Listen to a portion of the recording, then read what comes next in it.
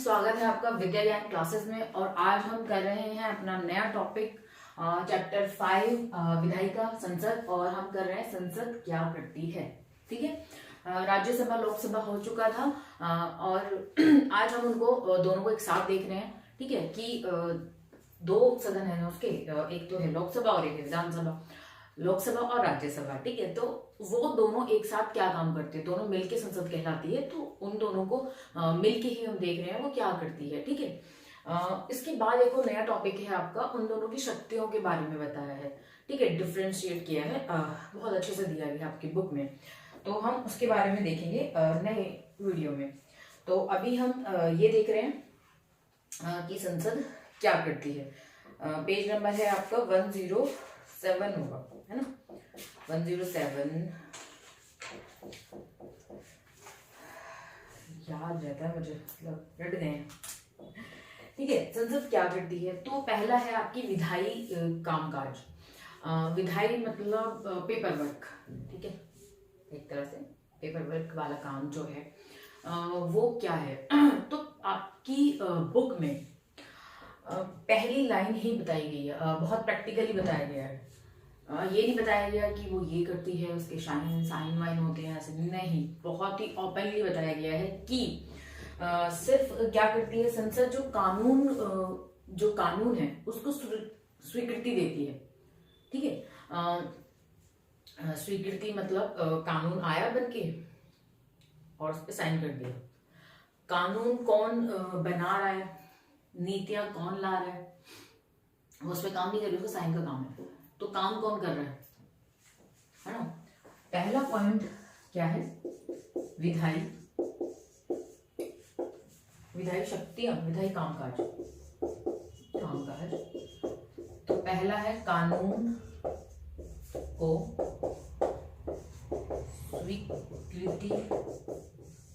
स्वीकृति देना। स्वीकृति देना इतना मात्र काम है। कानून को कौन बनाता भाई, हमने पढ़ा था नौकरशाही। उसका फॉर्मेट कौन तैयार कर रहा है, उसको बना कौन रहा है, वो नीतियां कौन लेके आ रहा है, आइडियाज कौन दे रहा है, मैंने बताया था। तो ये हर एक नौकरशाही हर एक मंत्री के साथ होता है, वो बताता है। ठीक है, ये क्या करेगा, मंत्री उसे संसद में प्रस्तुत करेगा। पीछे से कौन कर रहा है काम, ये प्रस्तुत उसने करा। और प्रस्तुति की टाइमिंग ये बताते हैं, टाइमिंग समय कि किस टाइम पे प्रस्तुत होगा ये। तो प्रैक्टिकली काम कौन कर रहा है, प्रैक्टिकली काम कर रही है हमारी वाली मशीनरी, हमारी कार्यपालिका की स्थायी कार्यपालिका काम कर रही है पीछे से, पूरी बॉडी के पीछे से ये काम कर रही है। इनका सिर्फ मात्र क्या काम है, कानून को स्वीकृति देना। बिल्कुल साफ शब्दों में आपकी बुक के फर्स्ट टॉपिक में ये लिखा गया है। ठीक है, ये समझ में आ गया आपको। तो टाइमिंग बात करती है कि किस टाइम पर कानून, ये वाला कानून, कोई सा भी XYZ कानून प्रस्तुत होगा। ठीक है, टाइमिंग प्रस्तुत करती है। ठीक है, ये समझ में आ गया।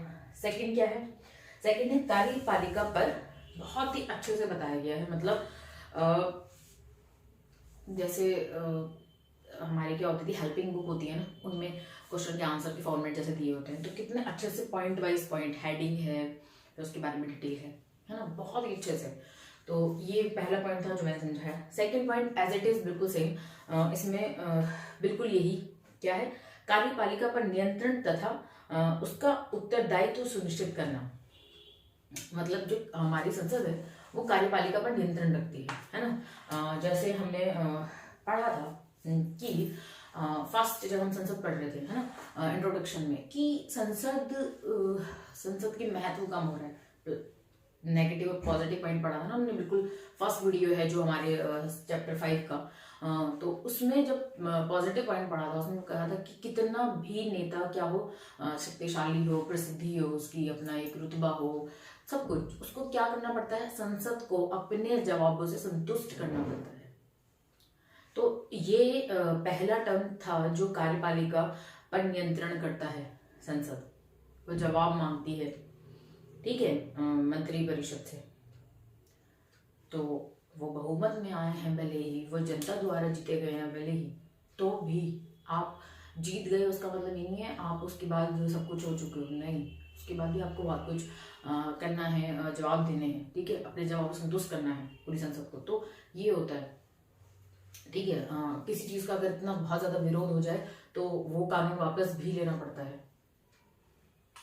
चाहे आप कितनी भी शक्तिशाली हो। और ऐसा बहुत बार हुआ है, रिसेंटली सरकार में ऐसा हुआ है, ठीक है। तो ये है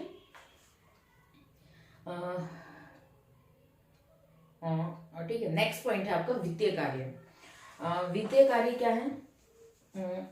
वित्तीय कार्य में थर्ड पॉइंट है आपका, second point as it is है ना, वित्तीय कार्य ये इंपॉर्टेंट है, जहां पे पैसा जाता है वो इंपॉर्टेंट हो जाता है ना। तो वित्तीय कार्य में क्या है भी आपका खर्चा है ना। तो कामों पर जो धन खर्च हो रहा है, कामों पर, संसाधनों पर, जो कामों पर धन खर्च का ब्यौरा देना है ना। ये कब होता है? बजट, जब आपका बजट पेश होता है तो बजट में वो सब कुछ बताते हैं कि हम किसानों को इतना देंगे, हम इतनी सब्सिडी, सब कुछ हर चीज बताते हैं कि हमारा ये है, इसमें इतना खर्च होगा, इसमें इतना खर्च होगा, इसमें इतना, पूरा खर्चा बताते हैं। तो ये क्या है? ये संसद को या जनता को बताना कि हम किस तरह से पैसे खर्च कर रहे हैं। कहीं पे ज्यादा होते हैं तो कम करवाए जाते हैं, कहीं पे कम होते हैं तो उसमें ज्यादा करवाए जाते हैं। तो ये सब कि शिक्षा में कम पैसा यूज करते हैं, जो हमारी नई सरकार है या जिसमें भी, तो उसमें पैसे बढ़ाने चाहिए। फिर कुछ बुद्धिजीवी लोग बैठते हैं, फिर चर्चाएं होती हैं बजट पे, और फिर वो शायद उसको चेंज भी करते हैं कुछ। तो ऐसे इस तरह से काम होता है। तो हमारी खुला मंच तो है ही, आपको पता ही, ठीक है। तो वित्तीय कार्य यही है। तो पहले क्या होगा, कामों पर जो बजट में आगे बता दिया। और ये पैसा आता कहाँ से है? जनता द्वारा है ना। कोई भी धन कहीं से नहीं आ रहा। हम ऐसे बोलते हैं कि पैसे कहाँ से आते हैं सरकार के पास? कहीं से नहीं आते, सिर्फ टैक्स से आते हैं।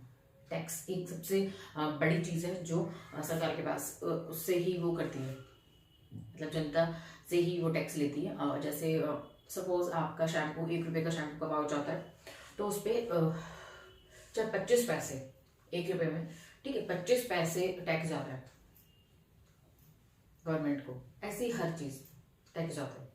तो हर एक नागरिक क्या है? टैक्स पेयर है। एक बड़े अमाउंट का अलग होता है और दिनचर्या वाला टैक्स। तो हम टैक्स हर दम देते हैं। तो जब भी कुछ हम क्या करते हैं, जनता कभी कभी विरोध में कुछ तोड़ फोड़ देती है, वो सरकार के पैसों से जेब से नहीं दे रही, तुम्हारे पैसे हैं, कहीं ना कहीं तुमने इनडायरेक्टली दिए हैं सरकार को, तुमने अपने पैसे को नुकसान करा है। स्कूल में, सरकारी स्कूल में बच्चे क्या करते हैं? फैन मोड़ देते हैं, मोड़ देता है, घर से लेके आ रहे हैं पैसा अपने, तुम्हारे पैसा लगा है, तुम्हारे फादर का पैसा लगा है। बस ये बात क्या है, तुम्हें पता नहीं है, क्योंकि वो डायरेक्ट नहीं है ना, इनडायरेक्टली पैसा दे रहे हो तुम। कितना बड़े बेवकूफ है जनता। सरकार की बस तोड़ दी, सरकार की बस है वो, बस में सरकार बैठ के जाएगी, बस में तुम बैठ के जाओगे, तुम्हारी जनता बैठ के जाएगी, तोड़ दी। एक बस दोबारा बनने में, लाने में सरकार इतनी वो नहीं करती, परेशानी किसको होती है? बेसिकली जनता को होती है। तो अपनी चीजों को नहीं केयर करो, ठीक है। ऐसे मत करो कि विरोध प्रदर्शन इस तरह से करने, कुछ और तरीका ढूंढो, दबाव ढूंढो, ठीक है। अगर कुछ सरकार की पसंद चीज नहीं आ रही तो उनकी सोच पे अटैक करो, अपने विचार इतने दृढ़ करो, उन चीजों को तोड़ने से कुछ नहीं होता, ठीक है। तो यही है। तो वित्तीय कार्य है ना। तो टैक्स से पैसा आता है हमारा। और क्या करती है? टैक्स सरकार द्वारा धन प्रयोग पर नियंत्रण करती है संसद, है ना। कोई, क्योंकि बजट हम जब पेश करते हैं तो ऐसे कोई फिजूल से पैसे खर्च नहीं कर सकता। भाई टैक्स पेयर का पैसा है तो आपको उनके विकास में ही लगाना है, ठीक है। तो संसद का काम है। और क्या है संसद का काम? पेज नंबर 108 है। यदि कोई क्या होता है, नया टैक्स प्रस्ताव में लाया जाता है तो उसकी स्वीकृति संसद द्वारा होती है। ऐसे ही नहीं हो जाती, राज्यसभा में जाएगा, लोकसभा में जाएगा, तब जाके लोकसभा में बाई चांस पास हो गया, राज्यसभा में जाएगा, उसके बाद क्या करोगे? वो नहीं कर रही, फिर वो दोबारा कैंसिल हो जाता है। तो माननी पड़ती है बातें। जैसे जैसे इसका एग्जाम्पल है जीएसटी। इसमें भाई बहुत, इसको अगर इसकी हिस्ट्री पढ़ोगे तुम, जीएसटी कैसे आया इसकी हिस्ट्री अगर पढ़ोगे तो तुम्हें समझ में आएगा कि कितनी मुश्किल से लाया गया ये भाजपा सरकार की तरफ से नहीं था। ये जीएसटी बहुत पहले से चल रहा है, जिसका विरोध सबसे ज्यादा गुजरात सरकार ने किया था उस टाइम पे। मोदी उस टाइम पे गुजरात के सीएम ने सबसे ज्यादा विरोध उन्होंने किया था और वो लेके आए। फिर उनके टाइम पे विरोध हुआ, फिर राज्यों ने बहुत विरोध किया। नंबर 1 पे थी उसमें ममता जी, है ना, उन्होंने विरोध किया। राज्यसभा में पास नहीं हो रहा, बार बार आ रहा है पास नहीं हो रहा, आ रहा है पास नहीं हो रहा, नहीं हो रहा पास।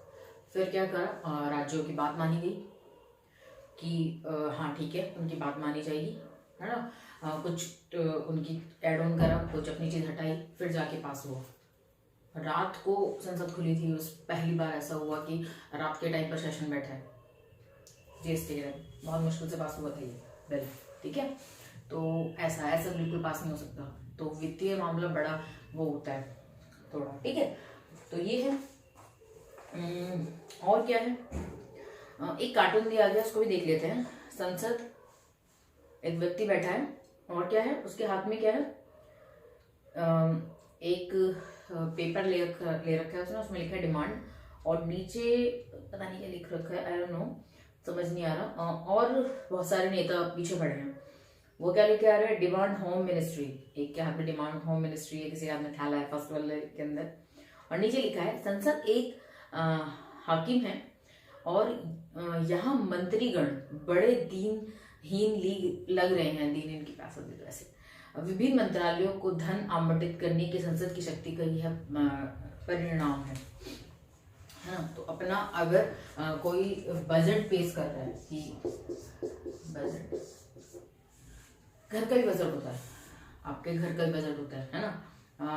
कभी देखना, कभी पूछना पेरेंट्स से कि आप कैसे खर्चा करते हो या कैसे चलाते हो।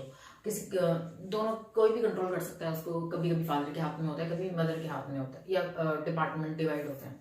तो अगर समझ लो फादर की सैलरी आई, तो फिर वो देखते हैं दूध का कितना जाएगा, है ना।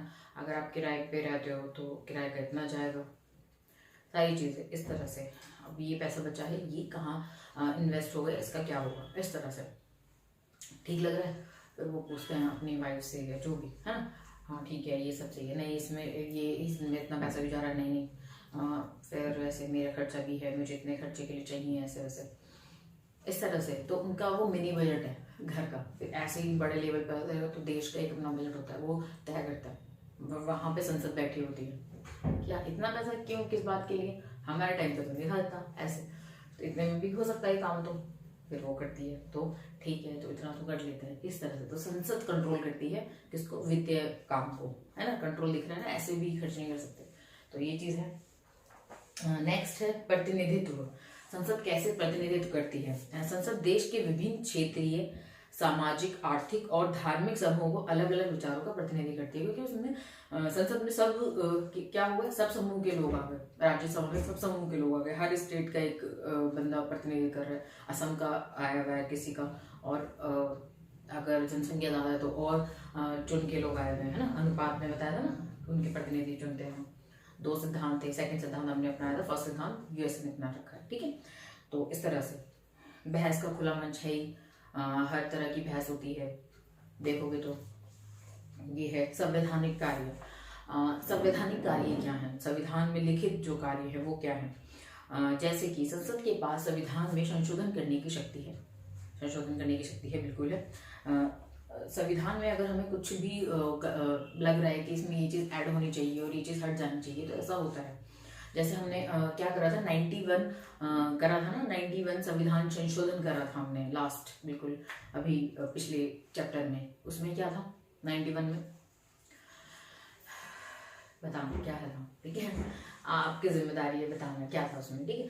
तो 91 में ऐसे संविधान संशोधन होते हैं। तो 91 तक हो गया, अभी तो बहुत आगे हो गया। जीएसटी कैसा था, इसमें संशोधन हुआ, ठीक है।